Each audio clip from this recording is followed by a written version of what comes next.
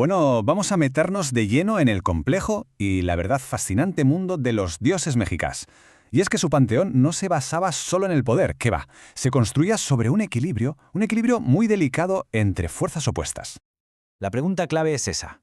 ¿Cómo es posible que un universo lleno de dioses rivales no se viniera abajo? Pues bien, aquí vamos a explorar esa idea central de la cosmología mesoamericana. Un universo superdinámico, donde la creación y la destrucción, la luz y la oscuridad estaban metidas en una lucha constante. Pero ojo, una lucha que era absolutamente necesaria. Así que, ¿qué vamos a ver? Primero, el universo de fuerzas opuestas. Luego, esa rivalidad que era creadora. También hablaremos del sol y la guerra, de la lluvia y el maíz, y para terminar, del increíble viaje al Mictlán. Empecemos por la base de todo, el concepto fundamental que lo moldeaba todo para ellos, el principio de la dualidad. A ver, pensemos en esto. En el mundo mexica, nada era simplemente bueno o malo. Todo, absolutamente todo, tenía su contraparte. Y era justo su interacción, a veces en conflicto, otras colaborando, la que hacía que el cosmos avanzara. Esta es la clave, el meollo de la cuestión para entender a sus dioses. Y este dualismo cósmico tiene dos protagonistas clarísimos.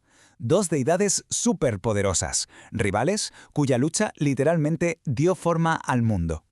Por un lado tenemos a Quetzalcóatl, la famosa serpiente emplumada, un dios asociado a la vida, a la luz, al conocimiento. Y en la otra esquina, Tezcatlipoca, el espejo humeante, un dios mucho más impredecible, dios de la noche, del conflicto, del destino. Pero aquí viene lo interesante. A pesar de ser rivales, colaboraban. El propio mito de la creación del mundo los muestra trabajando juntos. Fijaos, Tezcatlipoca llega a sacrificar su propio pie para poder crear la tierra a partir de un monstruo. Es decir, destrucción y sacrificio para crear. Una idea potentísima. Claro, una vez creado el mundo, había que mantenerlo en marcha, y eso requería una cantidad de energía brutal. Y aquí es donde entran en juego el sol y los dioses de la guerra, que eran fundamentales. Ellos pensaban que vivían en la era del quinto sol, que estaba gobernada por el dios Tonatiuh.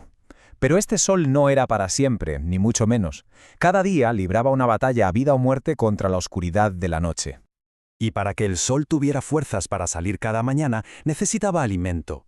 Esta creencia es la que da una explicación cosmológica al sacrificio humano. No era crueldad por crueldad, sino que se veía como una transacción, un intercambio necesario para mantener el equilibrio del universo.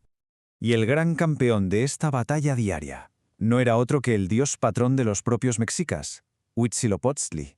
Su historia de nacimiento es en sí misma una guerra cósmica. Es una alegoría perfecta del sol que al nacer vence a su hermana la luna y a sus hermanos las estrellas. Cada amanecer, la misma historia.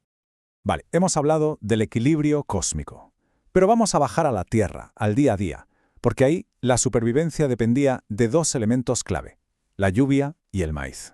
Tlaloc, uno de los dioses más antiguos, controlaba las aguas que daban la vida. Pero cómo no, él también era pura dualidad. Podía mandar las lluvias que nutrían las cosechas, sí, pero también tormentas, inundaciones, granizo. Un recordatorio constante del poder inmenso y ambivalente de los dioses. Y si la lluvia era, digamos, el activador, el maíz era la esencia misma de la vida. Estaba tan metido en su cultura que, por supuesto, tenía su propia deidad, Zinteotl. Lo realmente alucinante de Zinteotl es su complejidad. A menudo se le consideraba una deidad de género dual, con un montón de formas femeninas que representaban las distintas fases y tipos de maíz. Esto nos enseña hasta qué punto su religión y la agricultura eran una misma cosa. Y después de una vida marcada por todas estas fuerzas tan potentes, ¿qué pasaba?